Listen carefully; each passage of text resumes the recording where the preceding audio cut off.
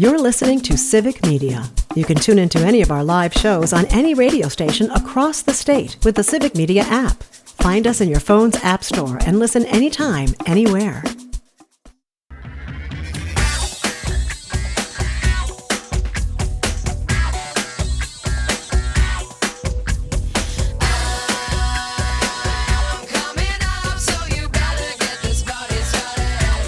Hello and welcome to the Dr. Kristen Lyerly Show. I'm your host, Dr. Kristen Lyerly. I'm just a kid who grew up in Kaukauna, and now I have this radio show, which is wild and crazy, thanks to the genius of Todd Michaels, who is on the other side of the glass. He doesn't have a microphone because we have a full house today, because we've got a really important topic to talk about. And every week we try to shine a light on some of the incredible people who live here in Northeast Wisconsin and the community building work that they do. Our full house is courtesy of the guy who's sitting back in the corner. He also doesn't have a mic, but his name is John Zarvano. John and I both ran for U.S. Congress in the last cycle. And as we've been watching things happen here in Wisconsin related to childcare, it's been hard for all of us. But John reached out to me the other day and said, I've got this group of folks from Sheboygan who want to talk about what's happening with our child care crisis in Wisconsin. And for me, that was a super easy sell because I've got 4 kids of my own. And they were really little when I was in medical school. And it cost us an arm and a leg to put them into child care so that I could go to school. And I'm still paying for it. Most of my student loans that I'm still paying off were because we had to beg, borrow, and steal. We didn't have family to support us. We were in Madison by ourselves. Our neighbors helped. But 4 kids in daycare is a lot. So I get it. And it's only gotten harder for both providers and consumers in the years since then. Now, here in Wisconsin, just to set the landscape for what's going on right now, child care counts dollars have been bolstering our child care community for the past couple of years. They've been helping to raise pay for providers I talked to someone from Ashland yesterday. She said they were paying $10 an hour. Now they're able to pay $13 an hour in her center. Now that's significantly less than you'd even make at Target. But that's the going rate for childcare providers right now. Unfortunately, those dollars are going away in June. As Governor Evers was trying to put his budget together and going all across the state, he listened to folks and he understood that this is a major concern in every community, especially smaller and rural communities where there's less access. There are fewer childcare providers, but the need is the same. And he put nearly $500 million into his budget proposal for childcare. But the Republican-controlled Joint Finance Committee has eliminated over 600 provisions of the budget, including that one. And right now, there's no plan. There's no plan. So our child care providers are going to run out of this additional funding in June. And as a result, we're anticipating up to 25% of these centers could potentially close. And in rural areas, it could be up to 70% in these areas where they're already struggling to provide and find child care. Now, you might think that the impact is just on these families who have kids in daycare, so it doesn't affect me, but actually it does. It affects whole communities, and it affects our economies in our small towns, in our cities, and across the state. And that's what we're going to explore today, focusing on Sheboygan. So sitting next to me, the Malibu of the Midwest. And that is Sheboygan Mayor Ryan Sorensen. Thank you. Good morning. For joining us from the Malibu of the Midwest. I love that. Yeah. It's true. Yeah, it's our trademark tourism slogan. So it is a beautiful city. Mm-hmm. Yeah. Right on the shores of Lake Michigan, right down the road. There is surfing. Yep, we are the freshwater surfing capital of the world. That's how we coined the name the Malibu of the Midwest. That just makes me think of one thing. Brr. People suit up, they put their wetsuits on, and they bundle up all year round. I'll come and watch that sometime. Yeah. Sitting next to Ryan is Mike Close. He is an alder, recently elected alder in District 3. Welcome, Mike. Good morning.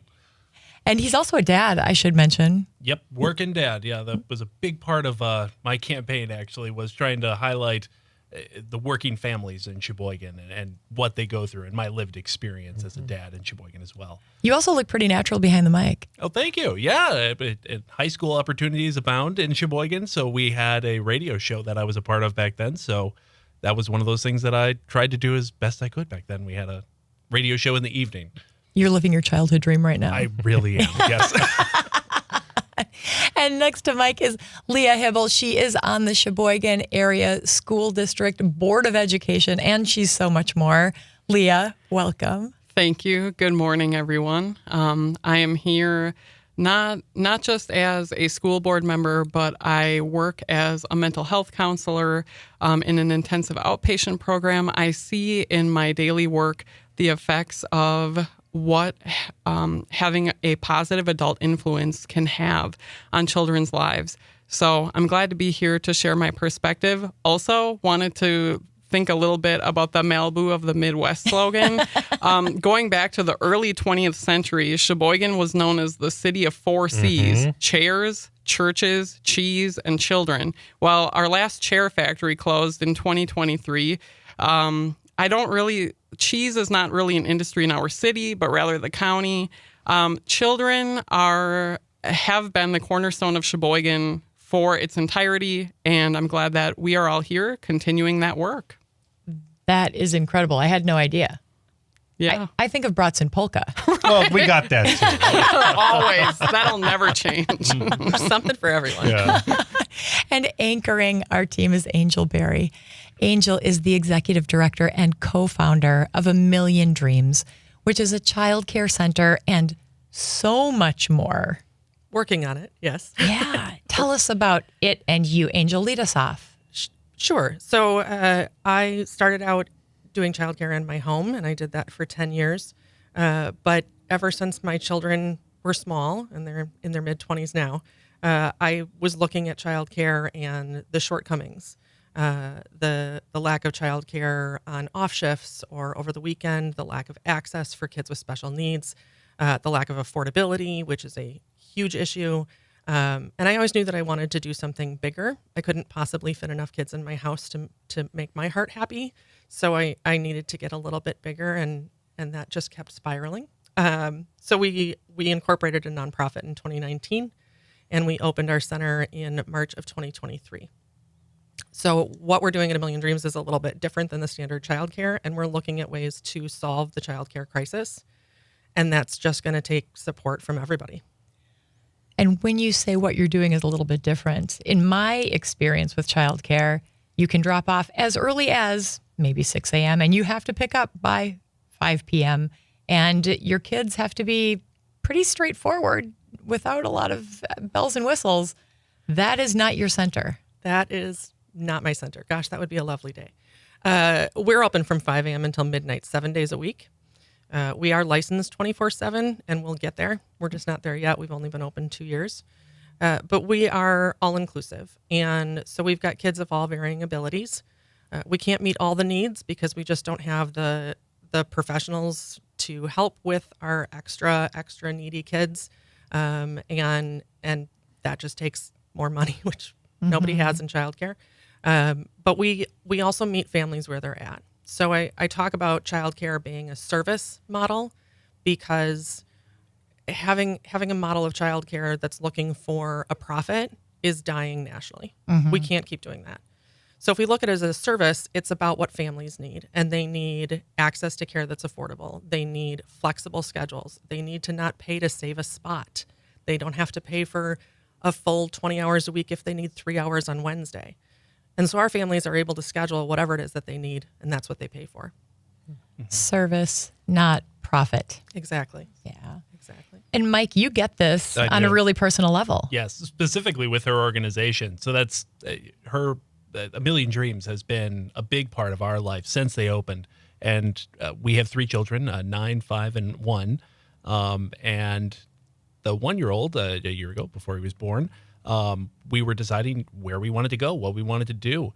And A Million Dreams really factored in huge to that, more so that we were able to choose our schedule. We were able to build at times that we wanted to. We had been locked into specific times for specific amounts. If we weren't there, we still had to pay for other childcare organizations and things like that.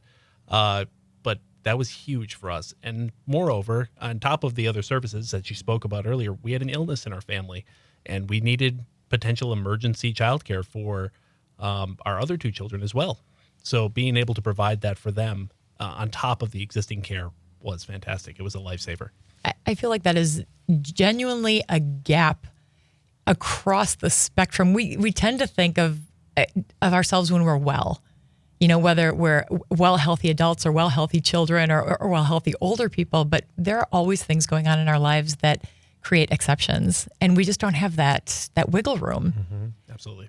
Ryan, how do you see this impacting the people that you serve as the mayor of Sheboygan? Yeah, so this is definitely, and Angel and I have talked about this all the time, especially in Sheboygan. We're going through a tremendous amount of growth right now. Mm-hmm. Our businesses are growing. We need to invest in housing. We need to invest in our parks and our community as well. And a huge component of that, if we're going to grow as a community, if we're going to build more housing, if we're going to see business growth and expansion, a big component of that is we need to invest in childcare. Mm-hmm. If we're trying to bring folks to our community, we want to make sure we're a great place to live, work, and play, and raise a family. Childcare is so vitally important, making sure that we're supporting great organizations like A Million Dreams, and as well as a plethora of other childcare agencies that we have throughout Sheboygan. So that's the direct impact that we see when we're talking with businesses, when we're seeing folks that want to invest in our community. This is a conversation that comes up. Mm-hmm. I've been going on what I've been coining my roadshow. Been meeting with all of our large employers in the Sheboygan area, and housing and childcare are definitely huge topics that come up. That because of the lack of childcare and the affordability of childcare becomes a barrier for economic growth and development. Mm-hmm. And in the last minute that we have, Leah, can you share your perspective on how this impacts the schools? Well, I think about if a child does not have adequate care, the parents have to make difficult decisions, and that might lead to lost wages and things like that. And all of those things culminate in children coming to school not being able to learn. So if we have these, I like where Ryan was going with partnerships, and I hope to later talk about some of the partnerships that our school district has with organizations. If we can partner with nonprofits, if we can partner with businesses, it takes a village to raise children. It's the old adage, right? We need to live that. Those are not just words, and that's one thing I feel our city and district does a great job with. Mm-hmm. It's the anchor C of the 4 C's in Absolutely. Sheboygan, right? That's it. All right, we have to take a short break, but when we return, let's dig into how this childcare crisis is affecting our kids. This is Dr. Kristen Lyerly with the Dr. Kristen Lyerly Show. Lights out, darkness creeps into your mind, and now you can see.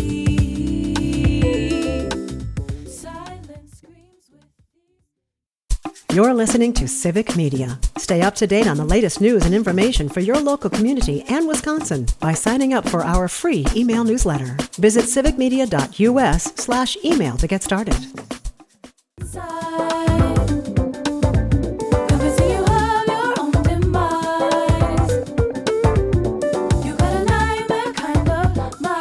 Welcome back to the Dr. Kristen Lyerly Show. I'm Dr. Kristen Lyerly here with what I'm coining the Sheboygan Four.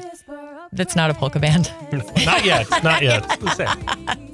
But if it were, just start thinking about which instrument you're going to pick up. I get the accordion. Oh, come on. I was going to get that one. We've got Ryan Sorensen, the mayor of Sheboygan. Mike Close, he's an alder in Sheboygan. Leah Hibble, she's on the school board. And Angel Berry, she runs A Million Dreams, which is a child care center. But before we get back to that conversation, one of the things I love about doing this show is being able to elevate some of the great local music that we have here. And that song was by Pegasus. They are a Green Bay-based band. I couldn't find a polka band in Sheboygan. I know, I should have asked. We have, yeah. We'll next time we're on, we'll bring them. Yeah. Because there will be a next time. Yeah, so that was Pegasus. They are sisters Rissel Yaina and Marvelis Peguero Almonte with guitarist Matt Hillman. They came together in 2017, and in 2023, they added bassist Tony Passavento and drummer Jeremy Seelig. They have what they describe as genreless original music that defies categorization but creates lush soundscapes for all listeners. That's how I was feeling when I was listening to them. So they invite us all to flow with Pegasus as they explore the struggles and triumphs of everyday life and on being kind to oneself and one's neighbor. That's what we're doing here. So they're going to be at Station 1 Brewing on May 30th, and they're going to be at People Fest in the Driftless area later this summer. They're all around Northeast Wisconsin. You can find them at the band Pegasus. That's Pegasis, just to be a little different, .com. So back to business, childcare. Angel, you are the childcare provider here. How do you see this crisis impacting the kids? Especially, you take care of some of our most vulnerable kids. Yeah, we do. Yeah. The studies that they've done nationally and worldwide really explain in depth how this is affecting children. And the reality is that the first 6 years of life is the most amount of brain development that you're going to have in your entire life. So if you are not exposed to certain things, your brain will literally prune that off. Because we're Wisconsinites, right? My favorite story to tell is whether or not you can roll your R's, which if you go to a Spanish-speaking country, everybody can do this. It's not genetic. It's literally what your brain hears or does not hear in the first 6 years of your life. So if you don't hear that sound, that r sound, you won't ever be able to pronounce that. And that goes for languages, that goes for the basis of math, that goes for the basis of literacy and all the different things that we can learn about. We need to have exposure to that in the first 6 years. So if we wait until 3K and 4K, great to give that basis for education, but we need to start at birth and play different musics and different sounds and lights and colors and read to them. And having access to quality education just makes the entire community better. Mm-hmm. Can you roll your R's? Friends, our rollers? No, don't ask me. I cannot do it. I cannot roll my R's. Mike, can your kids roll their R's? Yes, they can. Yeah. They definitely come home with all kinds of Spanish words, and I'm like, okay, yeah, that's great. You're doing great. Now, Mike, this issue is personal for you. Absolutely. But it was also a big part of your campaign for Alder. Yes, yeah, that was one of the big things that it's a big part of my identity, being a working dad and being a part of the Sheboygan community and trying to draw attention to what goes on in the day-to-day, the operations of trying to manage a family in Sheboygan. So I made a campaign post about, I also work in finance, so we talked about the unemployment rate. Mm-hmm. We have a very low unemployment rate in Sheboygan, which is great. But when you actually dig deeper, it shows that the unemployment rate is low because it excludes people who have pulled themselves out of the job market. They've exited the job market. And oftentimes that's because they couldn't find daycare, so they opted not to go back to work. Mm-hmm. They've opted to stay home. And oftentimes, I'm a working dad, but this oftentimes affects women, highly qualified women who want a job, who want to be able to work in Sheboygan. It just highlights how important it is to invest in daycare and daycare providers in the Sheboygan area. One of the common complaints that we always hear from employers in the area is we can't find staff. Mm-hmm. So the big important thing, if you're serious about you want staff, you have to seriously prioritize investment in daycare providers in the Sheboygan area near to where people are working. Mm-hmm. Yeah. And we know that this disproportionately does affect women. Absolutely. Because women are predominantly the child care caregivers, the caregivers in general. Hey, Leah, on the school board, your charge is to help take care of the kids, make sure all the kids have what they need. Yes. Yeah. How do you see this impacting the kids in the schools? So I see if there is a lack of care, and I'm looking at this not only from an educational standpoint, but from a mental health standpoint as well. If there is not adequate care, and if there is anxiety on the part of the parents, like what are we going to do? That leaches over into the child's development. Mm-hmm. That can become anxiety that may not manifest until years later outwardly. And I see that without the services in place, the children suffer.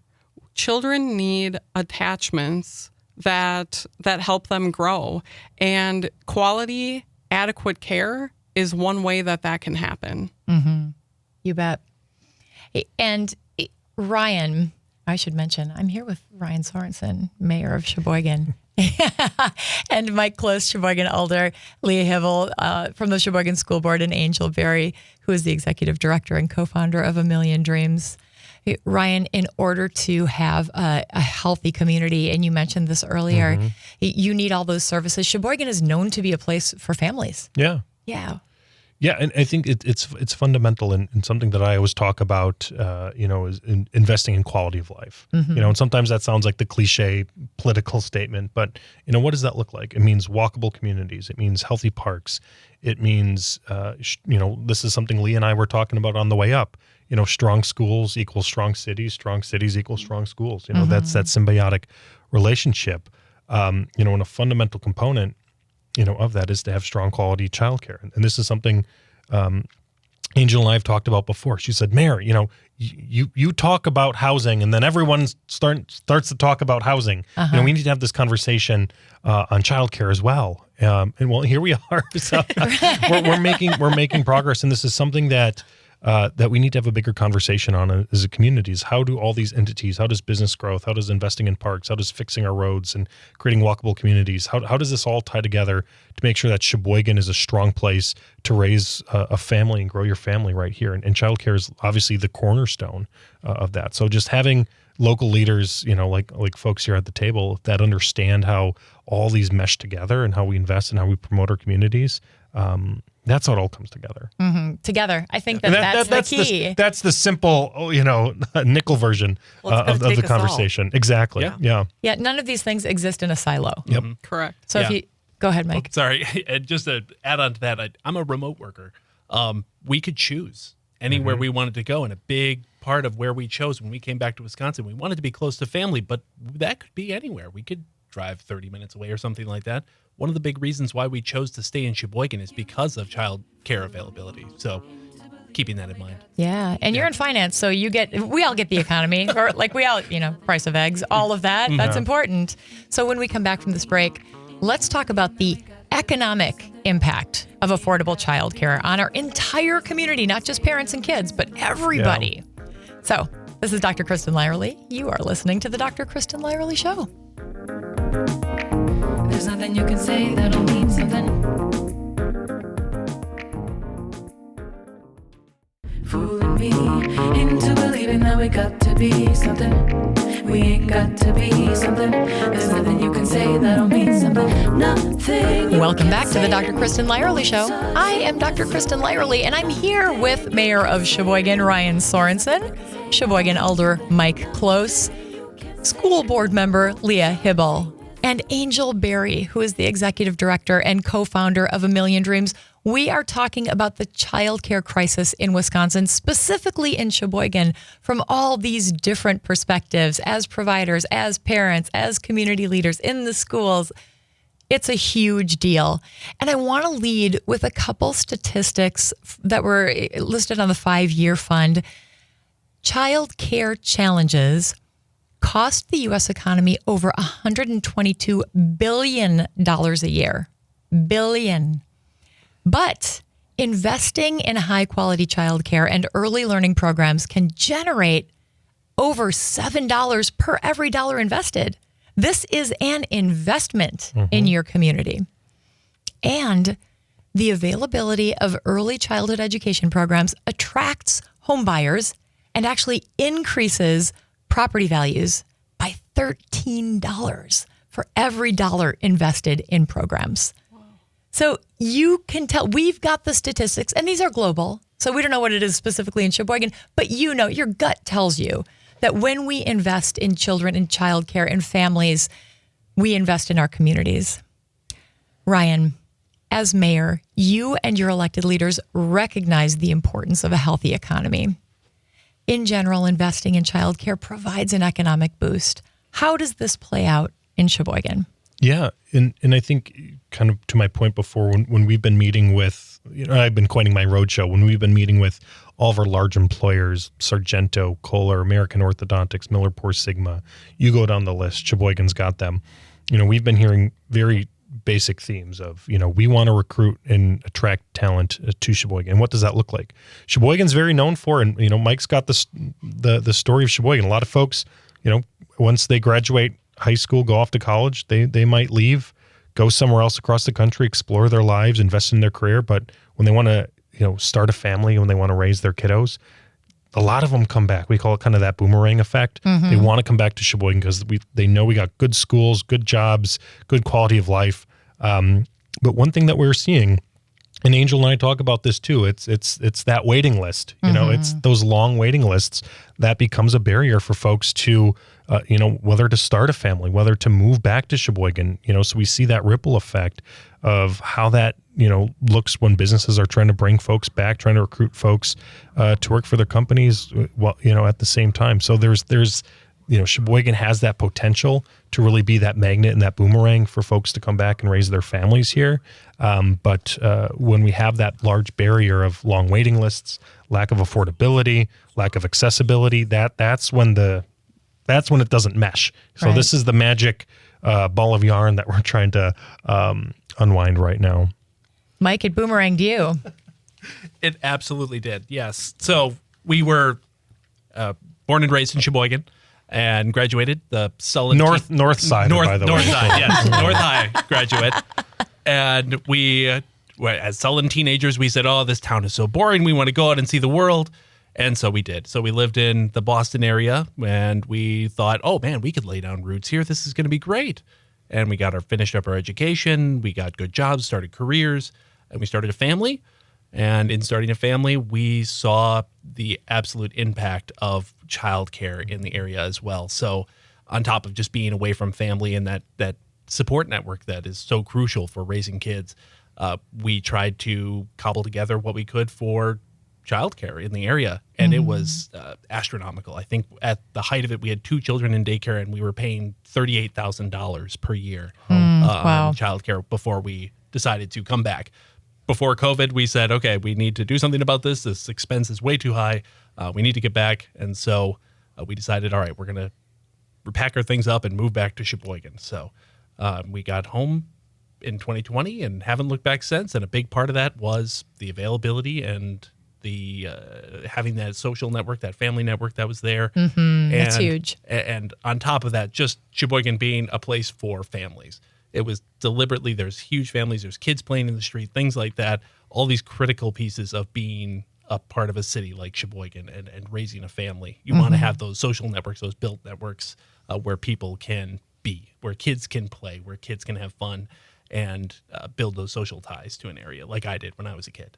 Yeah, I boomerang too. Actually, when I was in high school in Kaukauna, I remember my social studies teacher had a map of Wisconsin and they circled Northeast Wisconsin on the map and they said, people do not leave here. And I was like, I'm out of here. And I went to school in Minnesota and I ended up living in Madison. That's where we had our kids. And what I found in Madison was we could find childcare. There were providers, but it was expensive. Yeah. And we explored other alternatives. Like we had an au pair, we had a couple of pairs, we had nannies, and they were there because it's a bigger city. But one of the problems that we see in a town the size of Sheboygan, and Sheboygan's not small, it's like 50,000 people, 100,000 in the catchment area, but there aren't that many providers. Angel, you are one of a handful of providers, and you don't just provide that, straightforward care. You provide lots of layers of care for complex families. We do. And our goal at A Million Dreams is really to be a wraparound. You bring your child and you leave them with someone and you build trust with that person, that teacher, that organization.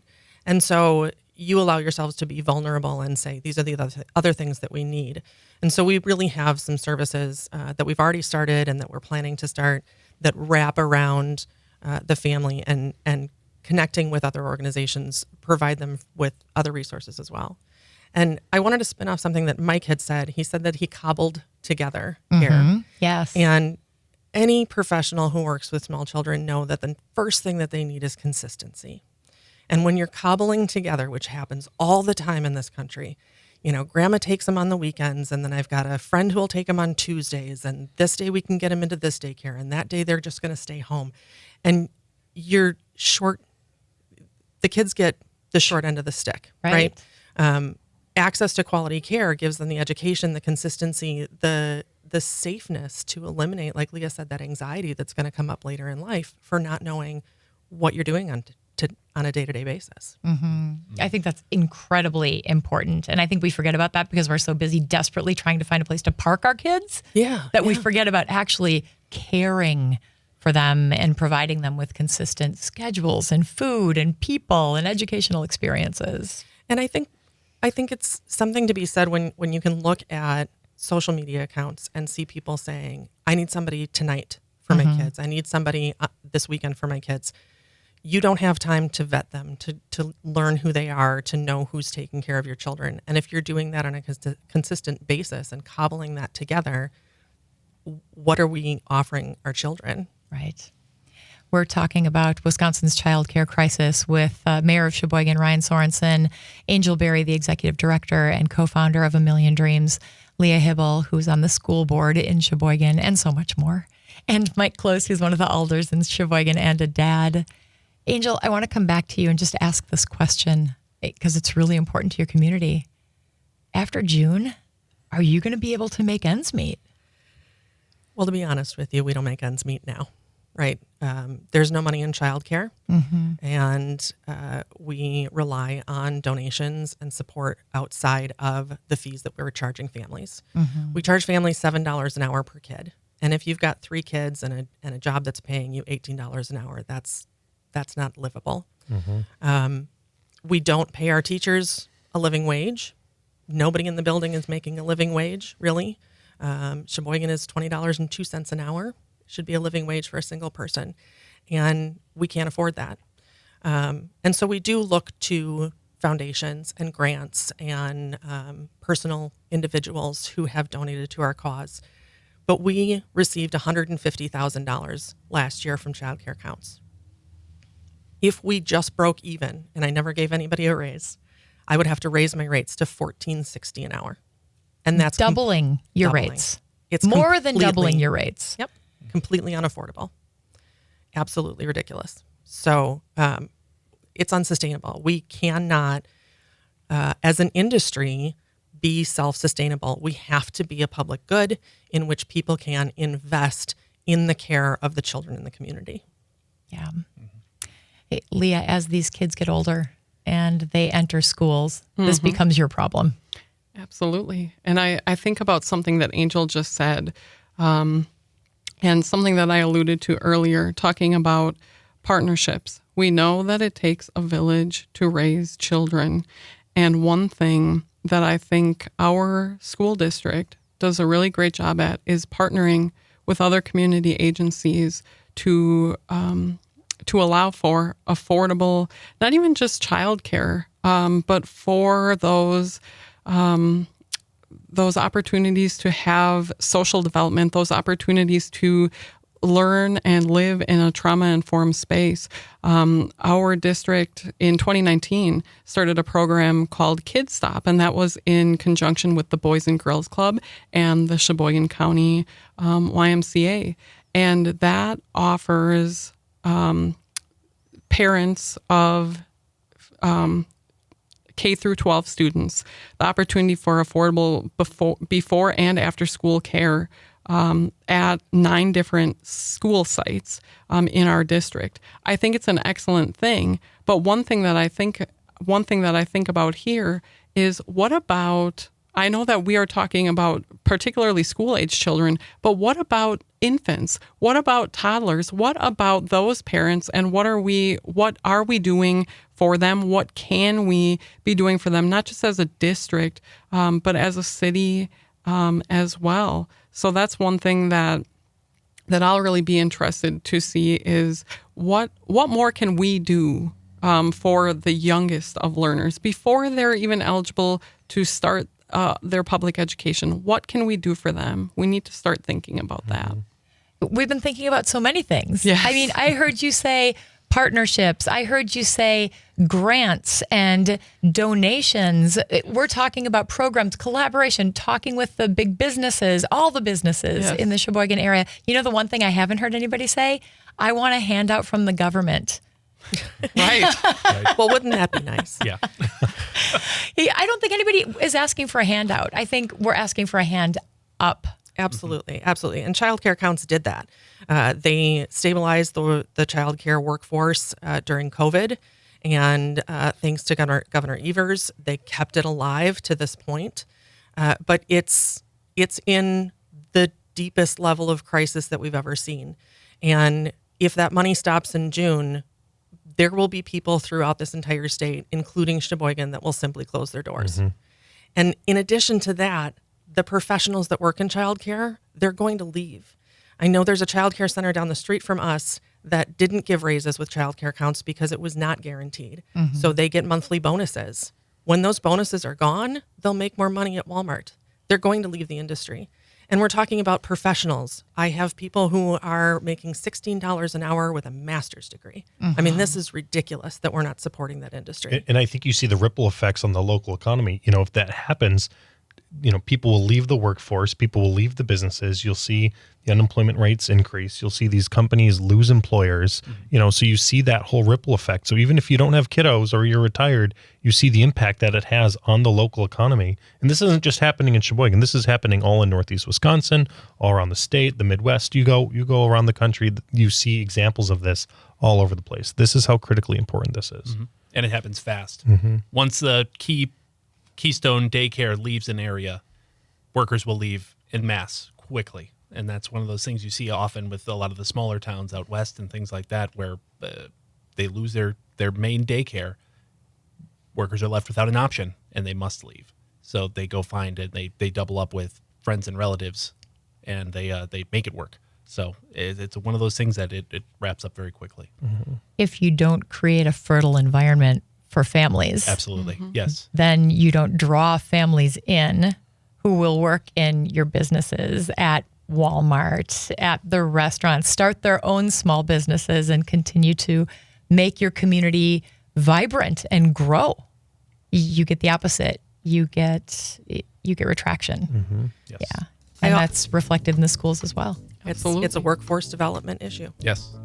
It is an issue that affects every single one of us. All right, when we come back for our last segment, this has gone so fast. I'm going to ask each one of you, what do you want to leave our listeners with today? All right, this is Dr. Kristen Lyerly. You're listening to the Dr. Kristen Lyerly Show.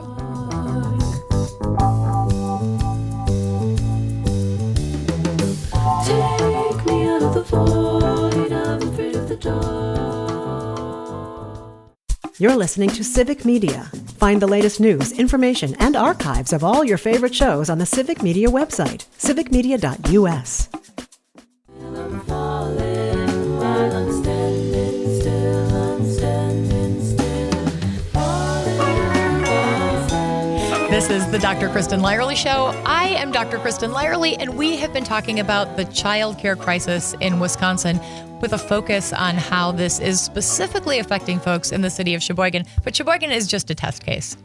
So if you've missed any of our conversation thus far, you can always find it wherever you find your podcasts. We're also on the Civic Media app, and you can find us every Saturday and Sunday at 3 p.m. on WGBW and WISS.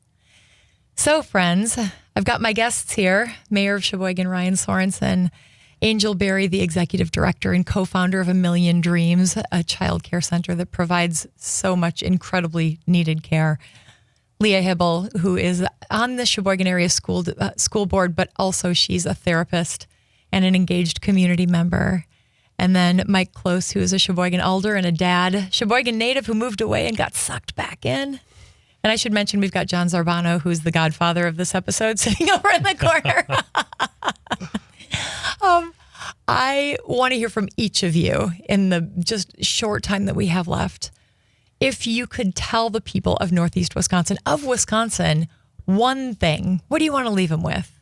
Ryan, I'll start with you. Yeah, I think fundamentally, the key takeaway that we're trying to drive home today is if you want strong strong communities, you need to have strong quality childcare accessibility in your community, whether it's larger providers, smaller providers, universal providers, 24/7 providers, whether you have kiddos or not, it impacts you, whether directly or indirectly. And that's why, being supportive of programs, from the state level that can support local agencies is vitally, vitally important. So it's all intertwined to have strong communities. So this is not optional. Correct. This is not just for parents of small children. This is mission critical. Exactly. Mission critical for all of us. Yep. Yeah. Mike, what do you think? Just to build on that, I think the framing of daycare and the issues around daycare and childcare in general have always been, this is a women's issue. And it needs to be firmly understood that this is society at large. This is everyone who has been a child, which is everybody, is involved. So if you have a child in your periphery and you can help out, do so. If you want to hire quality workers, you have to invest and vocally support local childcare initiatives and budget items like Tony Evers' budget plan. That was the minimum. That was the floor where we could have started and built on from there. Seeing that removed items is heartbreaking. We need to build these systems up, and it cannot just be left to working moms to advocate for those kinds of things. They need to be people like myself, working fathers. They need to be community leaders who are invested in these types of things, who are advocating actively. Children are in your life. You need to take responsibility and accountability for that. And I think that's the most important thing that we can take away from this discussion. Mm-hmm. It's true. It's on all of us. It is. Yeah. Leah, what do you want to leave people with today? Anytime that we are thinking about today's children, we are thinking about tomorrow's future. And we are not just thinking about funding for this budget cycle and what the implications will be for the next 2 years of the biennial budget. We are thinking about what are the ripple effects going to be 10 years from now, 15 years from now, generations from now. This child care and lack of is an issue that is not just today's issue, but that will impact the future greatly. And I hope that our legislature will consider that as we continue throughout the budget process. And I hope that the citizens of northeastern Wisconsin will also consider that our children are worth fighting for, that our children's needs met today mean a brighter future tomorrow. I am so excited that you said that, because I think sometimes we get stuck in this pattern of just trying to balance the budget. Yes. And we forget about the future. We forget about what an investment now means down the road, that we are actually creating more dollars down the road if we make that investment right now. Exactly. We're investing not just economically too, but we're investing socially. If we are telling children that their care matters, that funding for their care matters, we're telling them that they matter. And if we tell them that they matter, they can go out and do anything in this world. So that's what I want to continue doing, no matter what the ledge decides to do. That's beautiful. And Angel, you're on the ground. I am. You're the one who is, we're talking funding, we're talking leadership, we're talking economy, you're talking kids. I am. I'm talking kids and teachers every day. I'm in there rocking babies, right? Yeah. So I do think that, we've hit it on the head here. This is a community issue. This is an everybody issue. It affects every area of every life in one way or another. I think that everybody needs to do something. And if you don't have children and you don't need childcare, you can still do something. Call your legislators and say this is important to you so that the guy down the line shows up for work tomorrow. Call your local childcare centers and say, what do you need? Can I buy you diapers or school supplies? Donation, if nothing absolutely. else, dollars. Yes. Yep. Yes. I obnoxiously say, if everybody in Sheboygan County gave me $20, we could solve this. But I think it boils down to, if everybody makes one small move and we work together, we can solve the crisis in Sheboygan and throughout Wisconsin. And again, we come back to together. Yes. The collaborations, the stepping up, the pitching in however we can. Exactly. Yeah. I am so grateful to you all for taking time out of your busy lives, driving all the way up to Green Bay. I know it doesn't seem like that far, but We weren't stuck in Packer traffic today, so that was good. Yeah. It's not so far. I mean, I used to work in Sheboygan. Yeah, and I would drive every day. So Lovely drive. it is a lovely drive. And it's a beautiful community that is very much centered in, we've talked about this earlier in the episode, but centered in family and connection. It is one of the areas, this area is one of the areas where people grow and build their families and come back. Even if they leave, they come back because we create this environment, and childcare is an essential part of that foundation. So Angel Berry, Executive Director and co-founder of A Million Dreams, thank you for joining us today. Thank you for having me. 100%. Leah Hibble, Sheboygan Area School District Board of Education member, thank you for being here and sharing your voice. Thank you. Mike Close, Alder in Sheboygan, and Dad, thank you for sharing your radio expertise and your voice. Thank you very much. And of course, Ryan Sorensen, Mayor of Sheboygan. I so appreciate you and your leadership. Yeah, thanks for having us. This is always fun, right? It sure is. All right. Hey, I want to hear from you. Send me ideas for topics, guests, music, you name it. This is our conversation. We can talk about whatever we want. And you can find me at Dr. Kristen Lyerly on Facebook, Instagram, Twitter, Threads, Blue Sky, Substack, YouTube, name it. It's all there. And if you missed any of our conversation, you can always go wherever you get your podcasts and come back next Saturday and Sunday at 3 on WGBW in Green Bay and WISS in Appleton and Oshkosh, and streaming on the Civic Media app. We'll see you next time.